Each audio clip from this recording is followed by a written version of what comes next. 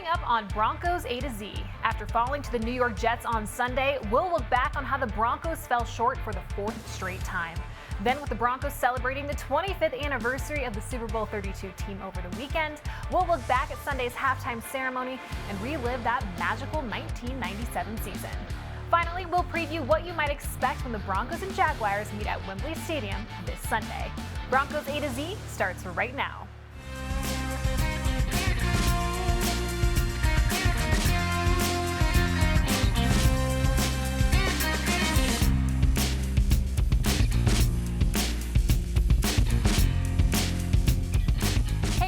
Country, Alexis Perry and Zach Stevens here to break down what we witnessed Sunday afternoon as the Denver Broncos dropped their fourth straight game of the season. We'll get into some of the nuances of the game here in just a couple of minutes, but first, here's an exclusive look back at the Broncos and Jets Sunday afternoon showdown, thanks to Broncos Director of Production, Austin Brink. Who would have thought the Jets come into town 4-2, the Broncos are 2-4. I think if you'd have said the records would be absolutely switched, most people, including me, would have signed off on that, but it's not the case. You are what your record says you are, and the Broncos at 2-4 are running out of time. Or you lose today to the Jets at home. Now you got a lot of problems. You have a big steep hill to climb the rest of the season. A home game against the Jets, I don't care how good the Jets are on defense. I mean, you have to find a way to win a game at home. And the Broncos defense is so good, and they kept this team in every game. I think you're going to see the same kind of game here today. I think it'll be a low-scoring game. The wind could be a factor.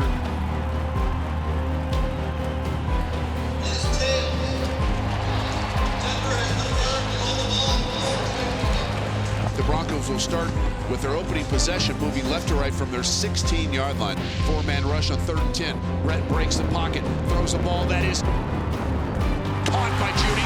First and goal Denver at the Jets 6. Murray left side. Murray walks into the end zone. And Denver with a touchdown. And Latavius Murray, his first touchdown as a Denver Bronco. That was DJ Jones. You know, he's a big barbecue fan, and he goes after those running backs like he's going after a brisket. Wilson tries to get the edge and takes a wicked shot. That was Nick Benito chasing him with Big Mike Purcell.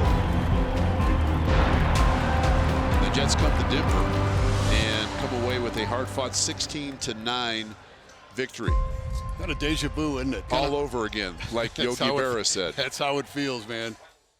Well, Zach, the day before that game, we learned that Russell Wilson would be out nursing that hamstring injury. Therefore, Brett Rippon, he would get his second career start up against the same team that he got his first career start. How about that? What was the initial reaction to the Russell Wilson status of that game, and how do you think the play calling changed from Russell Wilson to Brett Rippon? Well, first off, Alexis, I think it was the right move for the Broncos to hold Russell Wilson back, because we know that Russell Wilson, he's going to fight through everything. He's only missed 3 games in his career, came when he had surgery on his thumb last year, so Russell Wilson is never going to step back and say, I can't play. So I thought it was smart initially that Nathaniel Hackett said, we're going to rest you this week, because we found out that it's a partial tear in the hamstring, and that can get worse when you play. So that's why his status is still up in the air going into Jacksonville. And I thought the play calling, they didn't look like they were playing a backup quarterback. They threw the ball 47 times. Brett Rippon was sacked once, had 46 passing attempts, and that's not what you do when you have a backup quarterback come in. Only 28 rushing attempts, and it was a 1-point game for the majority of the game, a 1-possession game the entire game. Well, Coach Hackett said after the game that the opportunities were there. So what were some of the opportunities that the Broncos just weren't able to take advantage of? Well, you really look at third down, and the third downs for the Broncos, 5 for 16, 30% from third down. That is killer for this team. They were a little better on first and second down to set up some more manageable third downs this week, and they still weren't able to capitalize on those third downs. And then at the end of the game, you see the Broncos able to drive to the 25-yard line on their second to last possession and then not convert there, getting close to the red zone. And then at the end of the game, they threw the ball up to Courtland Sutton. The ball hit his hand. Sauce Gardner was kind of pulling on the back of his jersey there. Yeah, it probably should have been, but just not able to take advantage near the end of the game. Well, sticking with the offense, Jerry Jeudy had 7 catches for 96 yards. Why was he able to have somewhat of a decent showing there for the Broncos? Well, we got to see what Jerry Jeudy does does great, and that is get open, get separation. And on the biggest play that he had of the game, he was wide open, and it was such a crucial play. And that's one thing that we've known Jerry Jeudy does incredibly well, is get separation, get open, and Brett Rippon was able to find him. Sometimes Russ hasn't been able to find him. Brett Rippon was able to find him in this game. He also led the team with 11 targets. Well, win or lose, Denver's defense is stout, no doubt. What did you like about their showing yesterday? They're so impressive. Stout, no doubt. I'm definitely taking that from you, Alexis. And the defense, 16 points per game is what they've given up. They gave up 16 points against the Jets on Sunday, and it's that pass rush that was just making life miserable for Zach Wilson. The Broncos were only able to take him down 3 times, but they were after him left and right. Zach Wilson's doing circles, literally 2 spin moves on the same play. Could have been a fumble on one of them. Draymond Jones gets a sack, follows that up with another sack. The defense was just all over Zach Wilson, and that's going to be tough for any quarterback, but especially for a young quarterback. Yeah, Zach Wilson looks like me playing Madden. No doubt.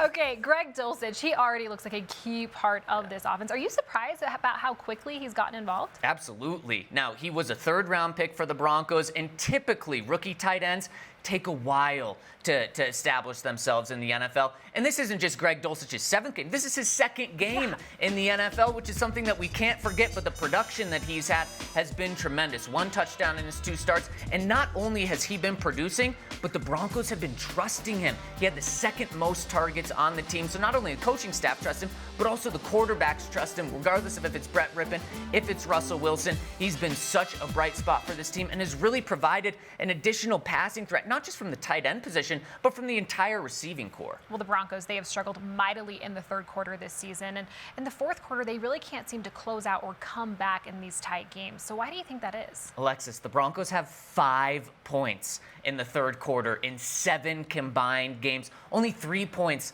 from the offensive side. So it starts with just how they look coming right out of halftime. And after halftime, against the Jets, the Broncos came out and threw the ball 6 straight times. Again, a backup quarterback. Your running game's doing okay, not great, average 3.8 yards per carry, but you need to get the running game involved to help out your backup quarterback, to help out your offense. And that's something that the Broncos did not do well against the Jets. You can even look and you see the same problems arise against the Chargers. So it's about establishing balance in that 3rd quarter, and the Broncos just haven't done that. All right, well, coming up after the break, we'll look back at the Broncos homecoming weekend, which featured some of your favorite former Broncos as the alumni who won Denver's first Lombardi Trophy came together to commemorate the 25th anniversary of Super Bowl XXXII. Don't go anywhere. What's up, Broncos country? It doesn't seem like it, but it was 25 years ago that we made history by becoming the first Broncos team to win a championship. All of us up here had a special bond that continues to this day. There are so many people who played a major role in our success. All the players, coaches, staff members, and of course, Broncos country. You're watching Broncos A-to-Z with Alexis Perry and Zach Stevens. Over the weekend, members from Denver's Super Bowl XXXII team traveled from near and far to come together to celebrate the 25th anniversary of the Broncos' very first World Championship. From John Elway to Shannon Sharpe, Terrell Davis, and Gary Zimmerman, more than 30 stars from the Super Bowl XXXII team spent this weekend reminiscing about the highs and lows they experienced throughout the 1997 season, getting the revenge they craved, and for many, hoisting the Lombardi Trophy for the very first time. Seeing this group together on the field during halftime of the Broncos and Jets game had us feeling a little bit nostalgic for the days of helicopter plays. So let's relive that unforgettable season thanks to legendary voice of Broncos radio, Dave Logan. 1997. There was something different about the Denver Broncos entering that season. The logo changed, modern uniforms were unveiled, and new players were wearing them. But it's what was on the inside that made the journey so special and unforgettable. All right, buddy. Come on, man. All right, baby. Welcome to the good side. You know that's right. 1997 brought in a new mindset, unfinished business. The Denver Broncos knew who they were and used that season to show everyone else they weren't just built for the playoffs.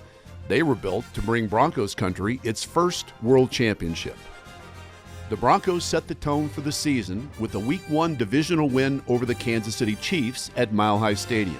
This would be the first of 14 games that year that Davis would pass the century mark in rushing in a single game.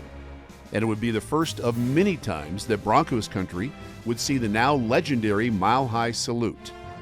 For the next 5 weeks, the Broncos averaged more than 34 points per game. The most versatile offensive line in football cleared the way for Terrell Davis to become the first Bronco to rush for more than 200 yards when he ran for 215 yards in their Week 4 win over the Bengals. Game ball for TD and the offensive line.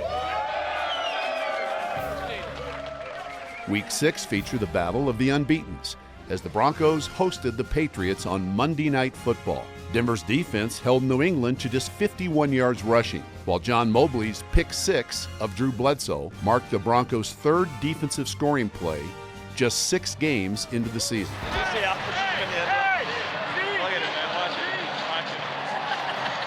The Broncos entered the bye week with a perfect 6-0 record. In Week 9, the Broncos overcame blizzard conditions in Denver, then had to overcome the Bills in Buffalo in overtime. 7-step drop, screen step to the left side, intercepted, down the right sideline, Keith Trailer, the big fella on his way, 20, 15, 10, touchdown! In their final game of the season, the Broncos found themselves playing in a must-win matchup against the Chargers with a wild card game on the line. John Elway threw for 273 yards and 4 touchdowns. Denver's defense didn't allow a single touchdown en route to their 12th win of the season, and the revenge tour began. As luck would have it, the Broncos would host the Jaguars in the wild card round, a year after one of the most shocking postseason upsets in league history. This time, Denver dominated. I love this, baby. I love this. Revenge is so sweet. I want you guys to enjoy your win, relax, but we're coming back. We got one mission. The Chiefs had won the divisional title, but at game's end, it would be the Broncos who'd get one step closer to the Super Bowl. Davis right side, Terrell spares his shoulders, into the end zone, touchdown Denver! Denver's suffocating defense limited the Chiefs to just 10 points. On the final play of the game, Darian Gordon's pass breakup in the end zone punched the Broncos' ticket to Pittsburgh, where they would meet the Steelers in the AFC Championship game. Everybody knows we want this bad. The only thing is we can only play it one play at a time. Let's go out, walk to walk, play Bronco football, we'll come out chance. The Broncos were first on the scoreboard thanks to an 8-yard scoring run by Terrell Davis, but the Steelers were quick to answer on their next possession. The Broncos put together 3 scoring drives in the second quarter to give themselves a 10-point halftime lead. Great job, John. Defensively, Denver held the Steelers' passing game in check, while Ray Crockett, Tyrone Braxton, and Alan Aldridge each picked off Cordell Stewart passes to tie the franchise record for the most interceptions in a playoff game. The Steelers attempted a late fourth quarter comeback, but the Broncos were successful in running out the clock to get the 24-21 victory and become just the 5th wildcard team to reach the Super Bowl. The Broncos arrived in San Diego with one goal: to become the first AFC team in 14 years to hoist the Lombardi Trophy. The only thing standing in their way, the defending champion Green Bay Packers. Both offenses knew they needed to get off to a fast start, and Green Bay struck first. Going to the end zone, touchdown Packers! Denver relied heavily on their ground game, handing the ball off to Terrell Davis 30 times, 3 of which were 1-yard runs into the end zone. Although the soon-to-be Super Bowl MVP suffered a severe migraine, he was still able to distract the Packers' defense enough for John Elway to get the go-ahead score early in the second quarter. John will trot into the end zone, touchdown! A Braxton interception and a Steve Atwater strip sack recovered by Neil Smith turned into 10 points. Jason Elam hit a 51-yard field goal, the second longest in Super Bowl history. Midway through the third quarter, with the game tied at 17, the Broncos strung together a 92-yard drive, which featured a 36-yard catch by Ed McCaffrey, 31 yards in the ground from TD, and the greatest 8-yard play in Super Bowl history. Elway can run inside the 10, head first, he dives inside the 5-yard line.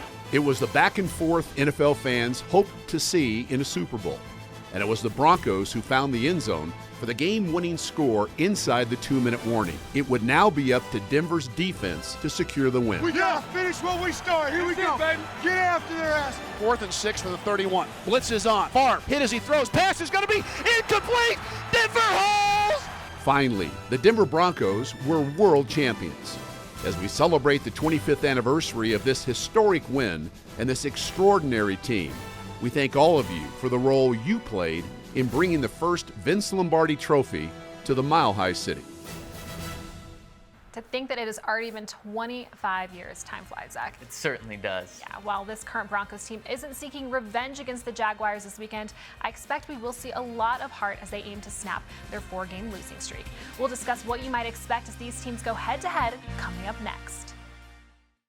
Welcome back to Broncos A-to-Z. Time to look ahead to Denver's Week 7 showing across the pond for our way too early game preview of Broncos and Jaguars. Both teams head into this game sitting at 2-5 on the season, battling to avoid the not so desirable title of the worst team in the AFC.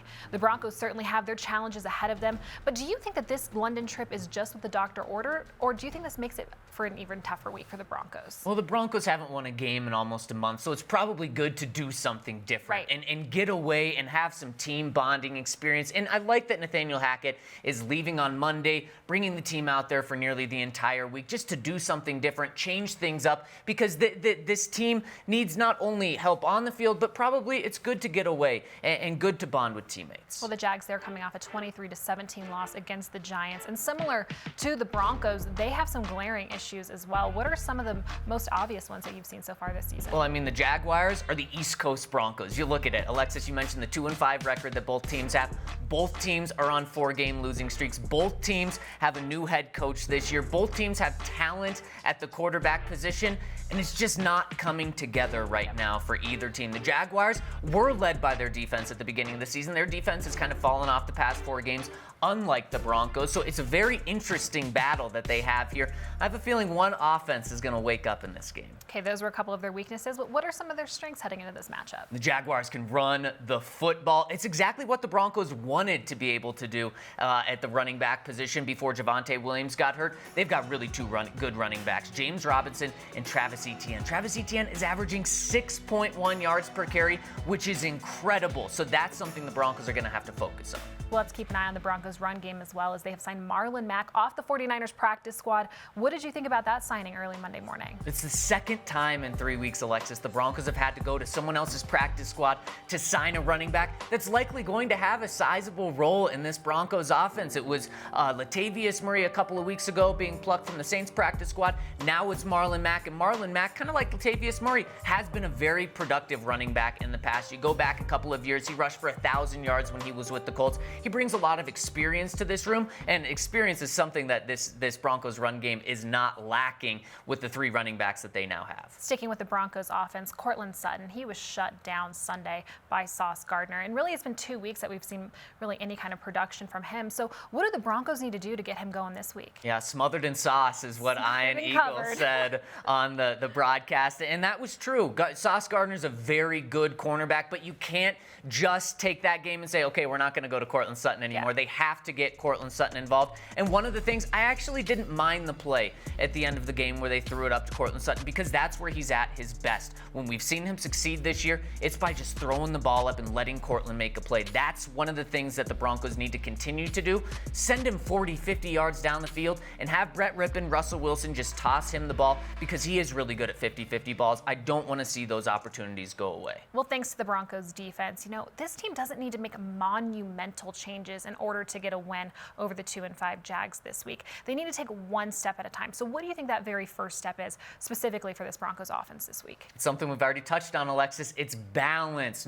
Regardless of who the quarterback is, the Broncos need to have a balanced attack by using all 3 running backs that they now have, and also Brett Rippon or Russell Wilson. Get those passing weapons involved in the game, and then get to 20 points, get to 17 points. 17 points would have won the Broncos the past few games. And if they do that, just that's a baby step in the right direction. Well, you are also heading across the pond here in just a few hours. We're going to be sick of that saying here by the end of the week, we are. Of course. But what is kind of on the agenda for you this week in DNVR as you guys are out there? Oh, maybe check out a pub or two when we're there. Okay. Well, we're going to be doing some podcasts from pubs there, and of course, just seeing what London has. I'm very excited to see the eye and everything there. I know. I'm going to try to do something touristy as well. I just don't know what it is yet. But that is all the time we have for Broncos A to Z. Be sure to follow us at Zach Stevens DNVR, at Alexis Ray Perry, and of course at Broncos TV for updates from London.